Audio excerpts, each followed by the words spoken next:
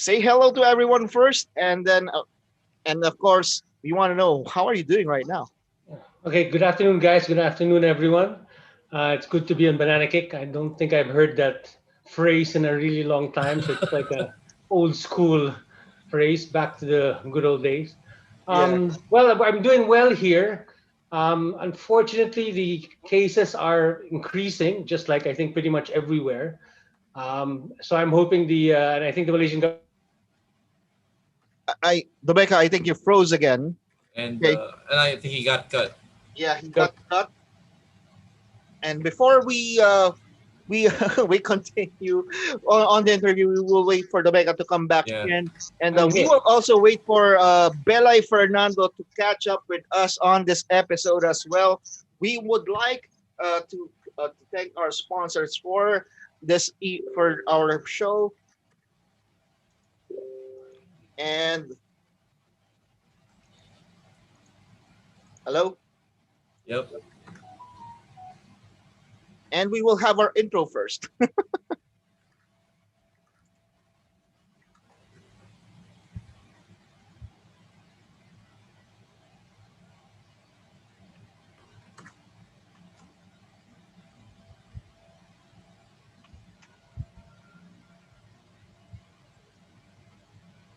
Hey Domeka, pinaano ko muna yung yung commercial. Pinatakbo ko muna yung commercial. Okay.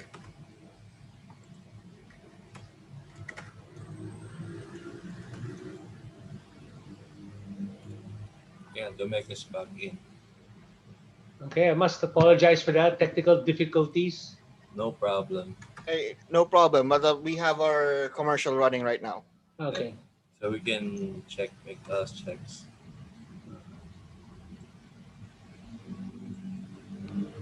Oh, malunggay. The one I'm drinking now. Wait, that Malunggay, is that from what's his name? Mike. Mike, yeah. It's pretty good. Yeah, last time he was here, he was supposed to send me some, and then COVID happened. Oh. So waiting for that Malunggay juice. We are drinking it like water right now. Yeah. It's good, especially if it's warm. I just put ice. It's so good. Really? Okay. Anyway, we are back here with our guest, Domeka Garamendi from the Asian Football Confederation. But you saw our sponsor, that is O-Rich Orange Juice, Malunggay Orange Juice, and the Malunggay Iced Tea. And also, they have other products such as the HG Guyabano. But we were talking about the orange juice. Domeka, you haven't tasted the orange juice of Mike, right? No, not yet. I'm still waiting. So, hint, hint, Mike. Okay, we will tell Mike about that. I'm sure he hyped you about it. So yeah, I'm sure he will try to send some in your way right now. But anyway, Domeka, how are you doing right now? Let's take two on how we started. Okay, no, I'm doing okay. Like I mentioned, cases here are rising, just like I think everywhere in the world. But we've also started the vaccination program here, so that's a good thing. That's more light at the end of the tunnel. But everything said, all doing all good. Hoping that we get back to as normal a life as we all can, especially in football and non-football, of course. Okay, Domeka, we always ask this to our guests right now whenever they come into our show. Are there any lessons that you learned through during these times right now? Yeah, I Personal mean, lessons. personal lesson is, yeah, I mean, you need to, you got to cherish every opportunity that you have. Um, Because I I think the internet again got cut. opportunities. Hey, Domeka, Did we you're get getting cut again. Yeah. Yeah, Okay. you're getting cut again. Hello. I'm moving. You guys are. Oh, okay. Am I still Yeah, you're still frozen. frozen? Okay. You know what? If you can give me 2 minutes, I'm gonna switch where I am. All right, we will Might just be have the- our commercial running. Just a word from our sponsors right now. Genesee.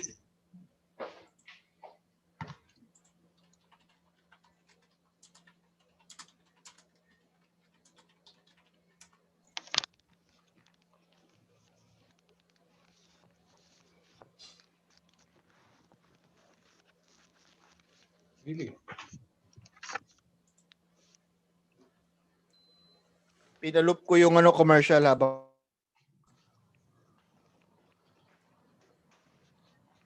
niya kay Belay.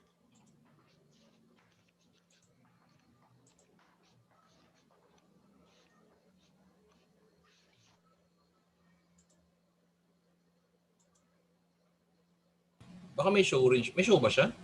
Wala. Sabi niya, papasok na daw siya. Ay baka baka lumabas sila ni Tony.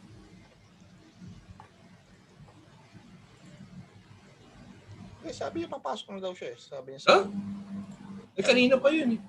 mga 5 o'clock. See you in a bit. Baka they might be out somewhere with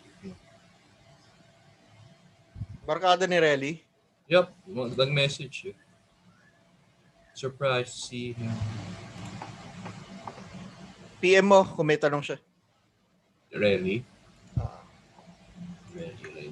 Ready.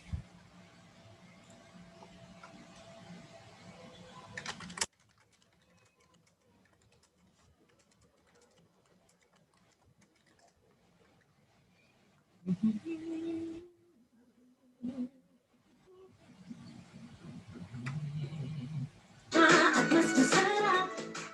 Ang daming iced tea with orange juice. May bago na.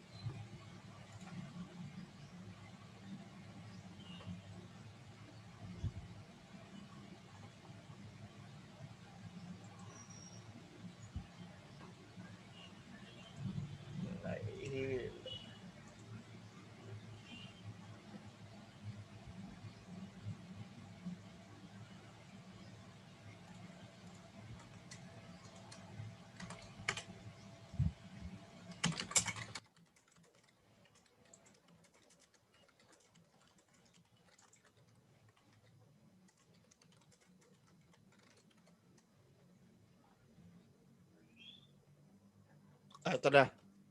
Sino? Belay? Hindi, Domeka.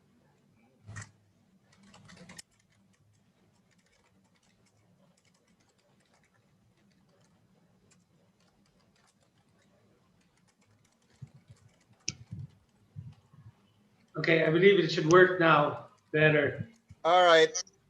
Oh, That okay. looks good. Okay, Genesis, sabi mo sa akin kung go na.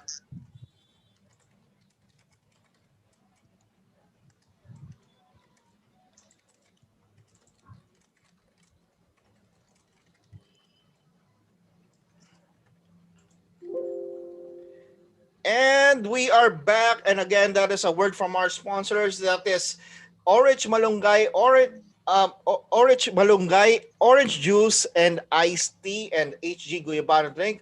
Ang ating dating iced tea at orange juice, may bago na. May malunggay, malunggay iced tea, and malunggay orange litro pack. Available at Mercury Drug, South Supermarket, Robinson Supermarket, LCC, Rustan Supermarket, Lazada, and Shopee. For those who want to be resellers, please email sales@orich.com.ph. And a while ago, before we were interrupted, we were asking Domeka right now, our guest from the Asian Football Confederation. Domeka, we just want to know if everyone has their lessons learned during these times, and what are yours? I guess the main lesson I really learned is that you need to grab every opportunity that comes your way. Like I said, prior to COVID-19, we were going through life and we always thought that there's going to be another chance, there's always going to be another opportunity. But I think when COVID hit and we're all stuck at home and those chances dry up, it makes us realize, oh, I should have done this, I should have done that. So I think an important lesson is really if a great chance is in front of you, I think you need to take it, right? You need to go with it. And because life is short and the opportunities are short as well. But of course, Brian, you have any questions for him? Well, before I ask Domeka anything, Domeka, we have a common friend, Relly San Agustin. He's a Oh, yes. Yeah, Guys, so tell them hello. yeah. where we go a long ways back. But anyway, let me ask my first question to you, Mecca. So with this pandemic in upon us, what's happening with the youth training in other Southeast Asian countries? I mean, like, how are they doing? I'm sure we would need people here or into football would want to learn more about what's happening around Okay, Southeast Asia. well, in ASEAN, there are a good number of countries that are resuming youth training, and others are still on hold. Some of the more successful ones, or the luckier ones, you have Australia, of course. As you all know, they've somewhat really brought down their COVID cases. Malaysia, my son plays for a club, and they're still training 3 times a week, 4 times a week. Unfortunately, there are no matches, just trainings. Okay, you have Singapore as well, who have trainings, no matches, but they also have certain protocols where I think they only get to play 4-on-4 at the most. Okay, Vietnam, it's pushing through. As you know, they're one of the ASEAN countries with the least number of COVID, so their youth training has been going on. All the rest have been put on hold, like Brunei, Cambodia, Laos, Indonesia, for the meantime. Singapore, as I mentioned, is with Timor-Leste as well, is also on hold. So you can see it's probably half and half. Okay, Domeka. Right now, the Philippines has not yet allowed the youth to even play, and I'm sure you get the Asian point of view right here. At the what can you say about maybe give advice to us right here in the Philippines on how we could maximize the time, the lull time for training, and what type of training do you suggest people do here? I think because you're on lockdown and because the cases are quite high there, I think now is a great time to go back to basics, to go back to the fundamentals of football. That's what I've been doing with my son now. Even though training is still going on, we've decided not to send him because of the number of cases. So what I've told him is, okay, we won't send you to training, but during your training times, you need to be practicing on your skills, on your fundamentals and your jugglings and dribblings during your club's training session, right? I think it's a great time because a lot of times when kids are training, even coaches, they will always try to develop the kid more, right? So they'll probably always think you already know the basic skills. Let's go something higher, right? But sometimes that's overlooked by the coach and by the kids itself. So now, because you have so much time, I think it's a great opportunity to just work on those skills, play with the ball by yourself downstairs against the wall, juggle, see how many you can do, dribble as far or as fast as you can. Right? It's a great way to really improve yourself. As long kids just don't kick the ball so hard inside the house. I mean, Exactly. Yeah. I'm sure there's I'm spaces sure outside. Mhm. I'm sure all footballers growing up are trying to kick the ball inside the house and trying to bring down a few Yeah. furniture with them. Uh, sure, there have been quite a number of accidents for sure. Yeah, true. Yeah. Okay, Brian, you have another question here. Yeah, well, before I ask the main question, I wanted to ask, like, what's your take on this? Well, right now, like us, we're limited into our homes or wherever. We can't do any physical contact. I'd like to get your inputs on these Zoo online trainings or online competitions in the world of football. Sorry. What? How do you see it? Is it good? Yeah, Is it bad? I think it's a good thing. Like I said, it's something that will help you develop your skill as a player. Granted, it might not be the most fun of football, because you're just really looking at each other on a screen. You don't have that daily that physical interaction. But I think it's great, and it's something that you need to do. If you have nothing else to do, it's a good way, like I said, to improve yourself. Right? I think, and not only will it help the player improve themselves physically or football wise, but I think mentally as well. To be cooped up in a house, to train by yourself for extended number of days, will do something to a person's psyche. I think it'll only make them stronger. Okay, so I'll ask the actual question. Is this is regarding some protocols? Is AFC coming up with some protocols for training and competition pre and post vaccination for pro, amateur, and youth? Well, actually, right now we have our own protocols for our own competitions. As you know, we are hosting or organizing our Champions League. We just finished the West Zone a few days ago, and we have protocols for how these matches are taking place. What the medical committee has not decided on, but will be debating soon, is trying to determine protocols for players to come back to playing and to training, both on the professional and amateur level. I think we should get some sort of direction from the concerned committees in the next few weeks. But there is a plan. There has been discussions already, but there has been no concrete plans yet drafted. All right, thank you, Domeka. Ernest, back to you. Okay, Domeka, of course, last year we were gearing up for a good tournament until we we got halted. And talk about the teams that are returning for this year's AFC. Are there? Do we have the entire AFC uh, team rosters already? Are there any teams that were added or subtracted? Well, we all know that I think the last team that backed out in the Champions League or was excluded from the Champions League was the team from China due to not being able to acquire license in time.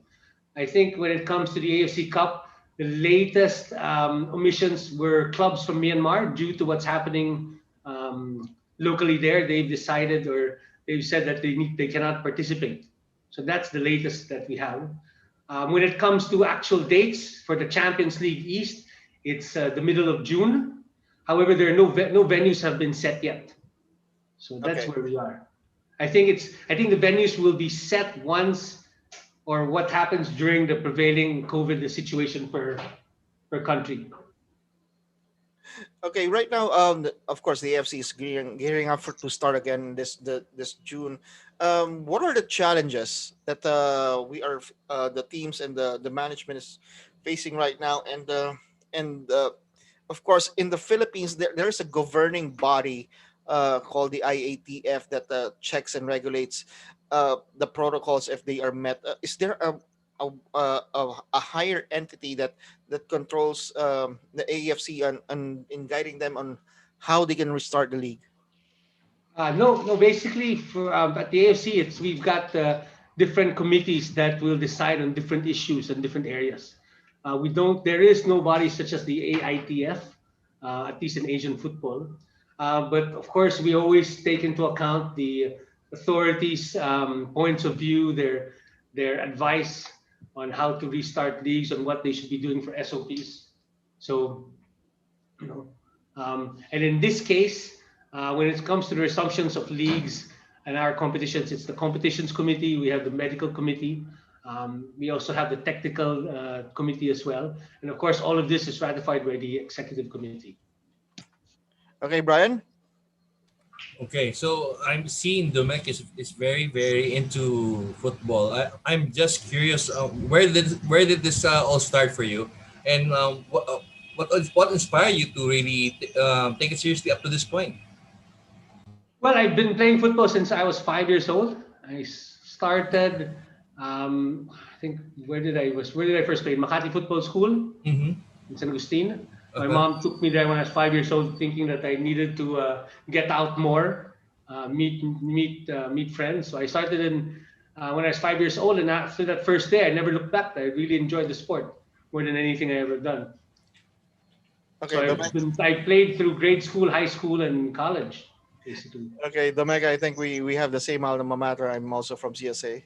Yeah, no, I didn't. Unfortunately, I wanted to go to CSA, but my mom didn't send me. She sent me to Oh, Ateneo, but she sent me to the football school in CSA because it was near the house.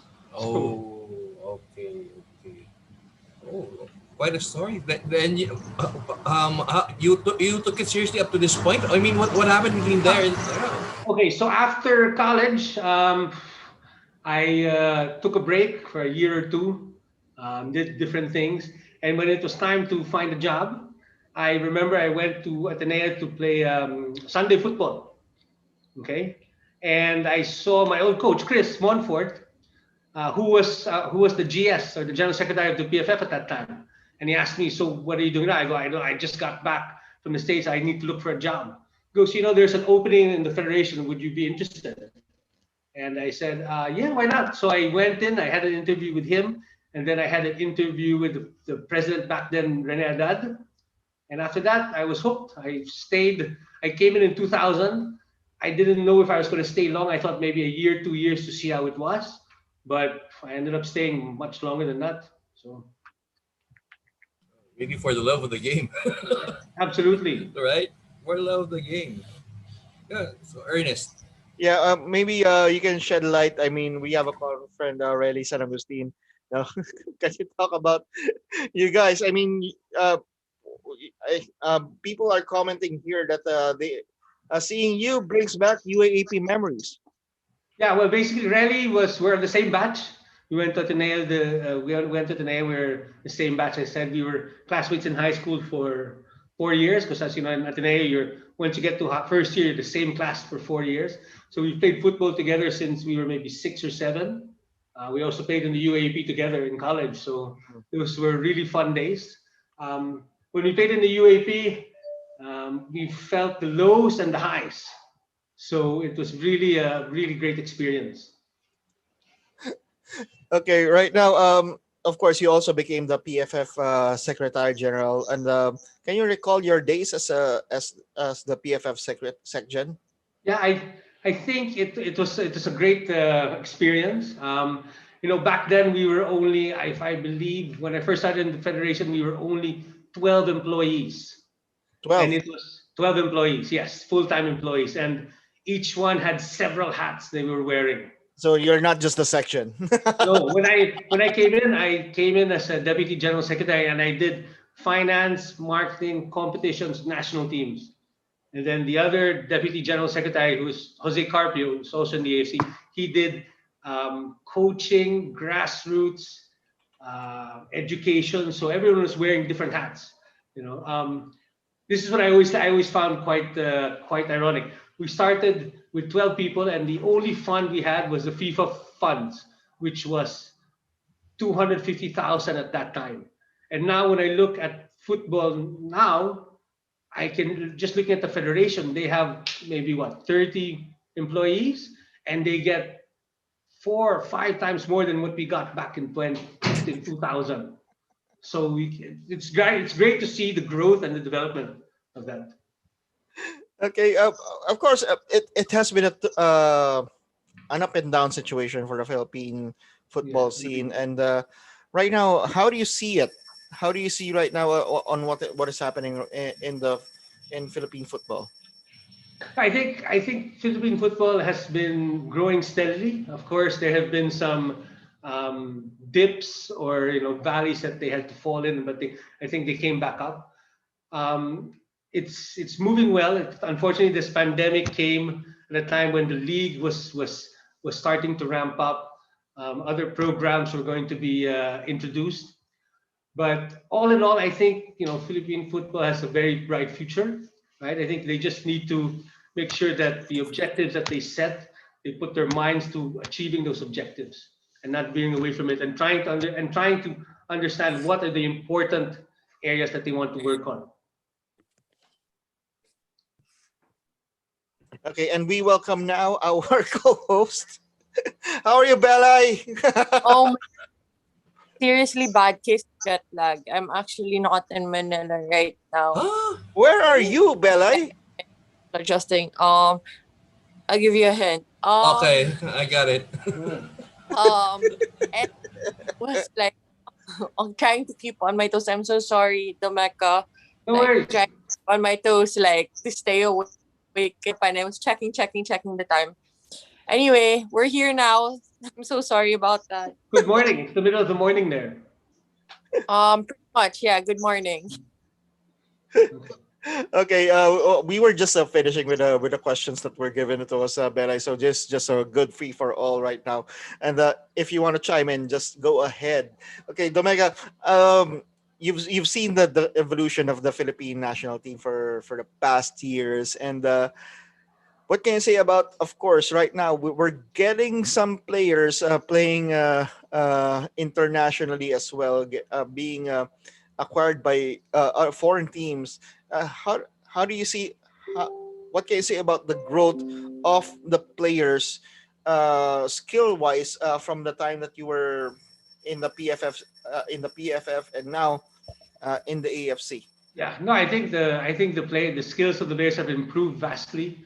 That is an effect of players playing abroad and players playing in bigger leagues, like they play in Thailand, in Malaysia, you know, um, and that really helps them, right?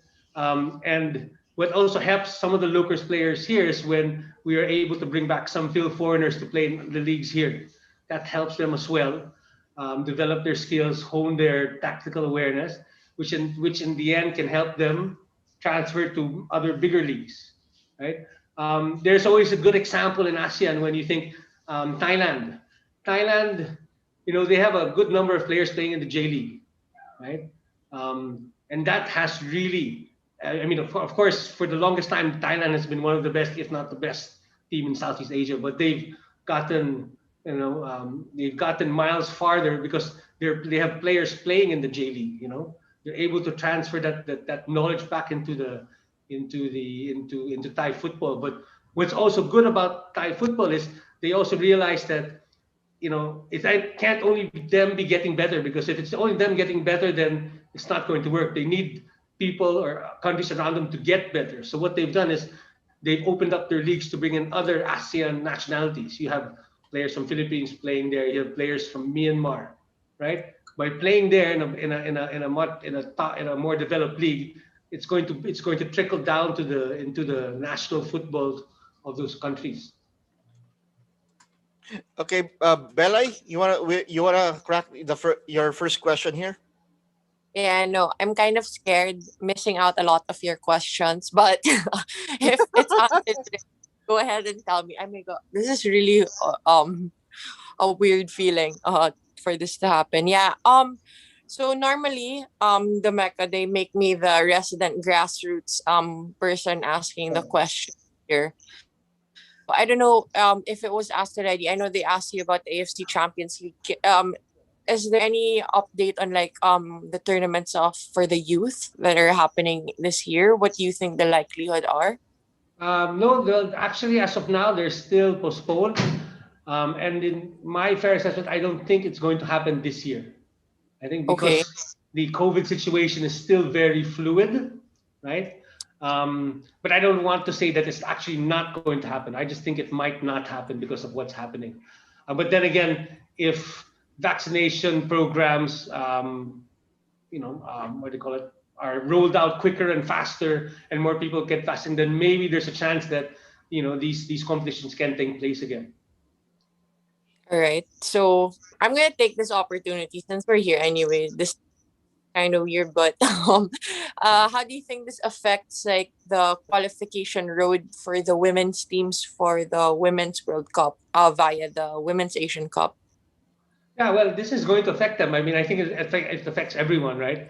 Players aren't training as often. They're not playing as many matches as they need to play. Competitions are not set. They're very somewhat ad hoc based on the situation that's happening. So it's going to affect not only Philippines qualifying, but it's also going to affect, I think, the other countries qualifying for the next edition of the women's competitions, right? Which is not to say that we cannot. It's just going to be a little more difficult, right? But Yeah. it will be good to know that it's difficulty that everyone will face, and not just Yeah. one particular country. Yeah. I mean, especially with for India, I mean that situation is really saddening to hear. It could really affect us more greatly because of the land connection it has to a lot of the Southeast Asian countries, especially for us in our competitions. And for they're hosting, I mean, they're going to be hosting the Asian Cup, the Women's Asian Cup. So, is there any change to that yet? Or, As of now, there's none. It stays as is. all right. Okay. So, I know it's we don't take we've all been in this situation now. When people ask us, it always has to be, we take it as is now. For now, it's not postponed, but our girls are really pushing hard to prepare. Our girls and boys are pushing hard to prepare, whether it's online, um, or yeah, but it's only online. Sorry, Online, my bad. yes. Yeah, it's only online, and I guess there's this uh online or screen burnout that a lot of people are experiencing, especially our players and coaches. Does the AFC have any like, or in your opinion, have you experienced any protocols on how to deal with this type of situation, especially for young players? Unfortunately, no, we have not encountered any what do you call it, issues with that. We know there are issues, but we haven't come up with any solutions to that. I think it's a glaring problem that I think it's only been brought to our attention recently, and I think it's something that needs to be looked at by the proper um, people responsible for something like that. But yeah, I did not realize, because we spoke earlier today about kids not enjoying the online stuff, because after a while it's the same people that you see, right? And you're not physically in what do you call it, interacting with them. So we're hoping that something can come up with that. I think it's a very valid issue brought up. So hopefully something can be done about it. Yeah, it's different, I think when it's a club or an academy where, kids are the ones paying Right. and they can decide when they're going to stop going. But it's a Right. different situation, I think, when they want to qualify, they want to make the team for the national team, especially. But, it's difficult. And I think one thing that needs to be looked at as well is the safety. How safe is it that the coaches aren't in the vicinity of the players when they're doing the workouts, especially the younger we go, because we can't Mhm. really help them with the form or the execution of the exercises. So I think that's something that's a bit glaring now. Yeah, we're just interested to see if or hear if there was any updates and or guidelines or any workshops that our coaches can attend to that effect. When there is, please let us know. Absolutely. Absolutely. I think it's a good idea. I will definitely mention it to the departments in charge of that. All right. Well, thank you. See, this is so amazing that our president, Mike, I always have to mention it then. Parang shameless plug that he's actually our show producer. He gets all our guests Mike Atayde. So and our sponsor. Yeah, he told Um me. He told me that. Yeah, you're yeah, you're gonna get your orange juice fixed soon. wow. Hopefully, Well, yeah. So yeah, this is wait, I'll turn it over to you, Ernest. Sorry. I keep seeing you. But I have Okay a lang, okay question. lang, okay lang, no? Baka si Brian may tanong. Sorry, last na ako. Sige, go ahead, go. For there are aspiring young Filipinos. I'm asking for a friend. I'm asking for May, a friend. No, kidding. may Um, polling question na. is that there clear? are Yes. question. Actually, someone does know. There are aspiring young Filipinos who, look in the other side of football, aside that you, Coach Nono, you guys have and Coach Iris now have conquered like breaking into the international scene of football, international associations or governing bodies. What advice can you give, and on your path, how did you get there, you think? Like, I know it's a different path for everyone, but like if you could just share, because you know I like sharing now to the younger generation that there's more to football than just playing and coaching.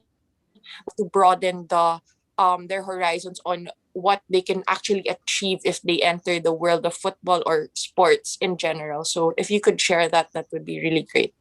No, I think to get to get to AFC or FIFA level or whatever World Cavani level there is, I think a lot luck has to play a part in it, of course, and I think especially now because there's so football is so much more developed in the last 20 years, right? I think aspiring managers or administrators, I think they're gonna need to, aside from being, the hard worker, studying well, being, going the extra mile. I think they need to understand what or where football will be in the next few years. I think technology already plays a very big part, and I think it's going to play an even bigger part as the years to come. I think that's something that they're kids now, or they're teenagers, or they're fresh graduates. I think that's something that they will need to keep in mind, that they will need to always update themselves. Is technology. Um, because the world is so connected, you need to know not only what's happening in your country or in your own confederation, but in the other confederations around the world, right? I think those are the things that will help drive chances of people getting into the back story, or the back end of football. You know.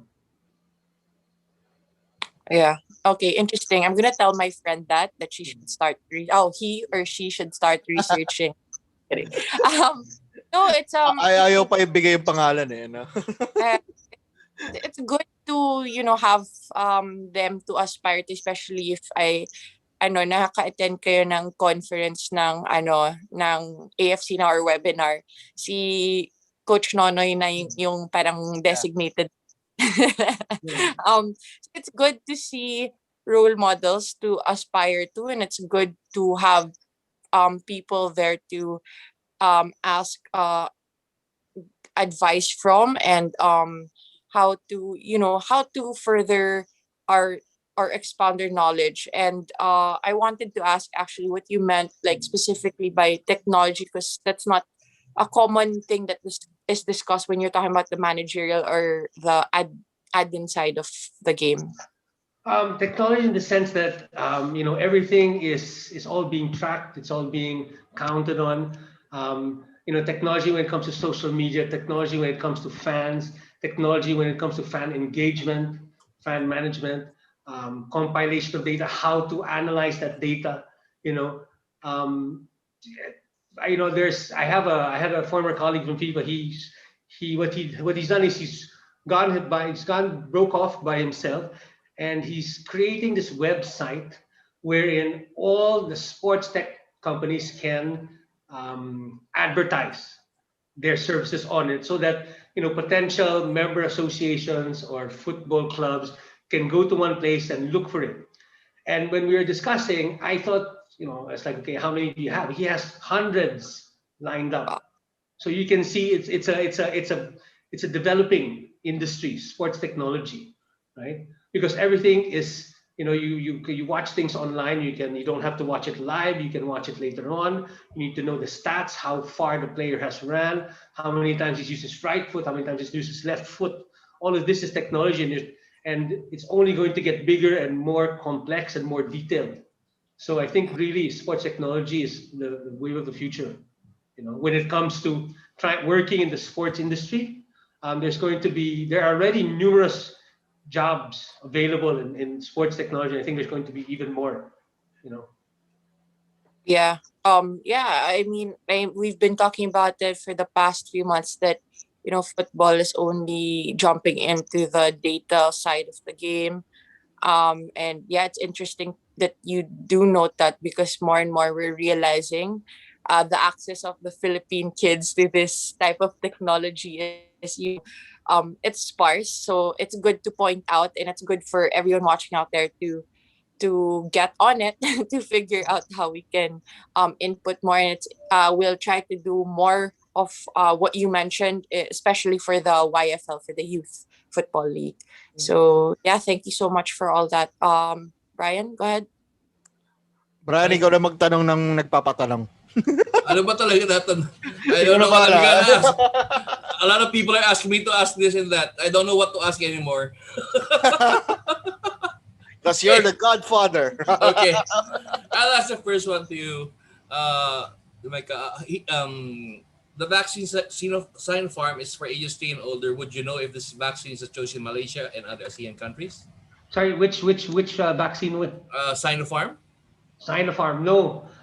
In Malaysia, I think what's available here is Pfizer. I know the Okay. government bought it for the frontliners. There's Sinovac, and Mhm. there's the AstraZeneca. Oh, okay. Yeah. For the Okay. other, I know in Singapore, because I have my sister lives there. There is Pfizer, Moderna, and Astra. I think I believe. Yeah. So those are Oh, the ones. okay. And the second question is, can the AFC sponsor youth leagues directly with consent from the PFF? Would there be parameters required to attain such support? Yeah. No, we actually don't support or sponsor any leagues. Mhm. But what we encourage national football associations is, youth leagues are very marketable. Um, a lot of member associations don't realize that. In the many years that we were trying to develop football from the back end, we realized that a lot of member associations, when they think of sponsoring or trying to get money for, they always think of the national league, of course, and your national team.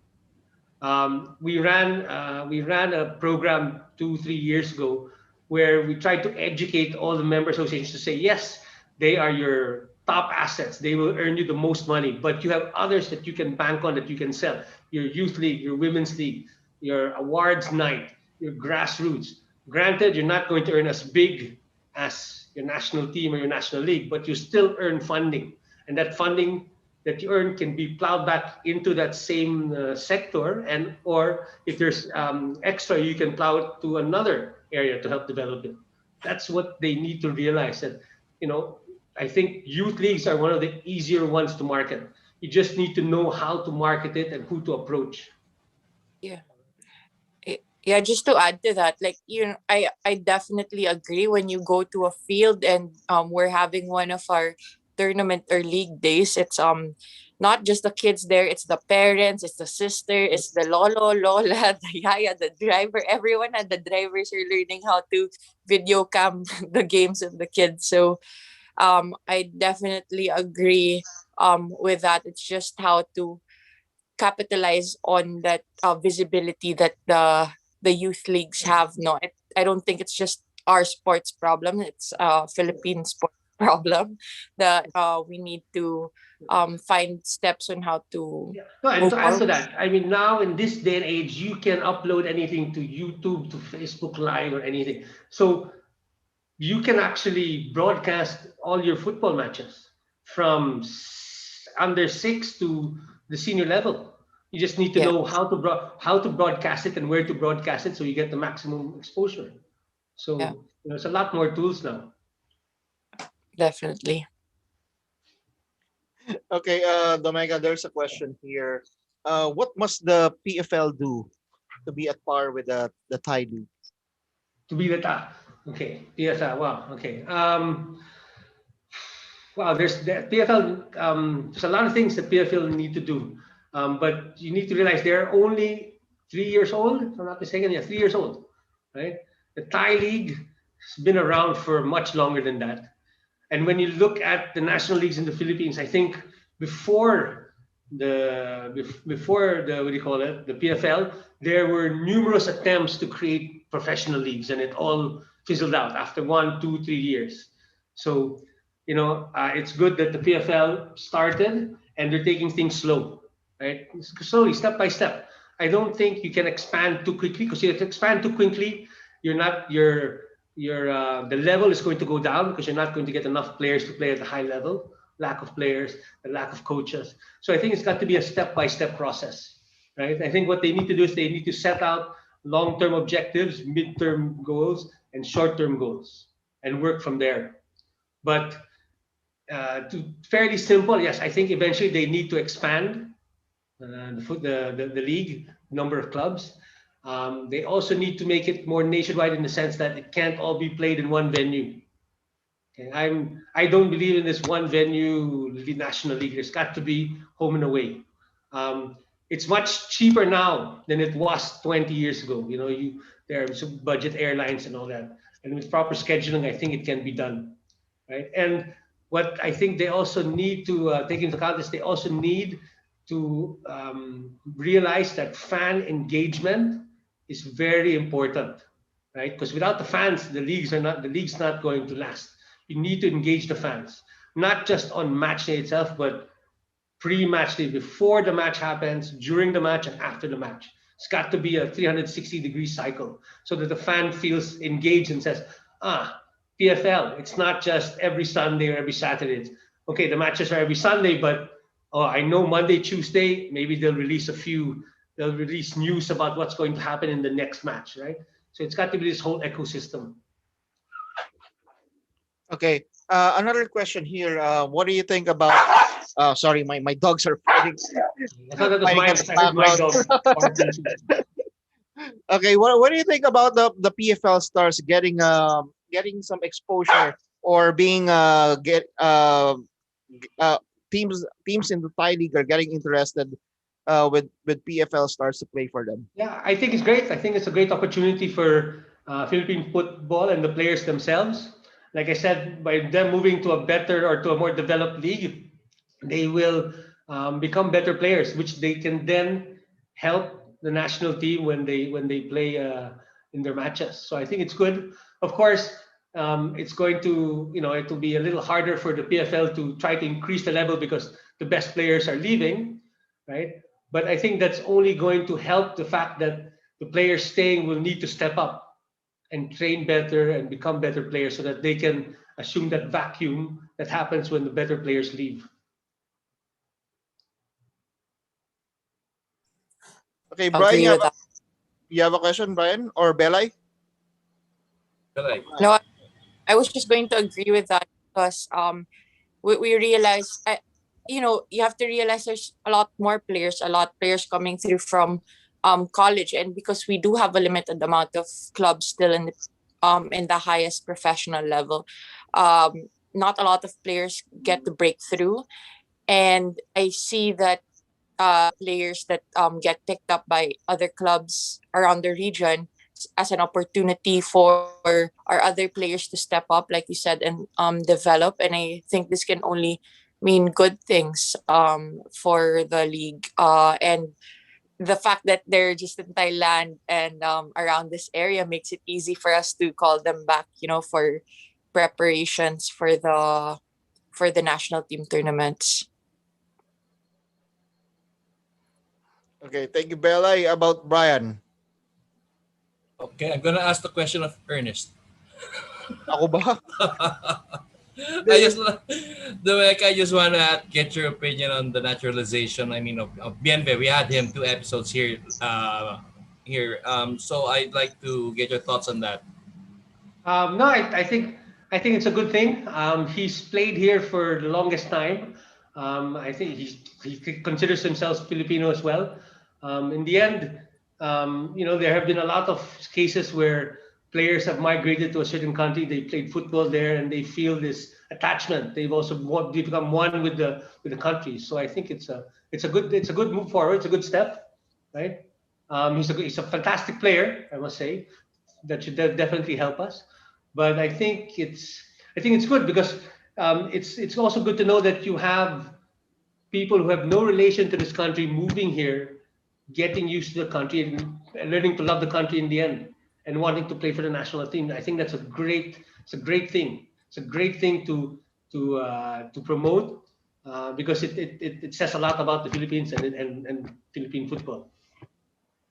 Ernest, okay, satisfied?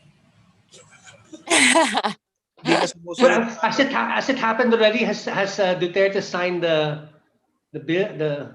Not Uh, Not yet. yet, not yet. Not yet, not yet. But Okay.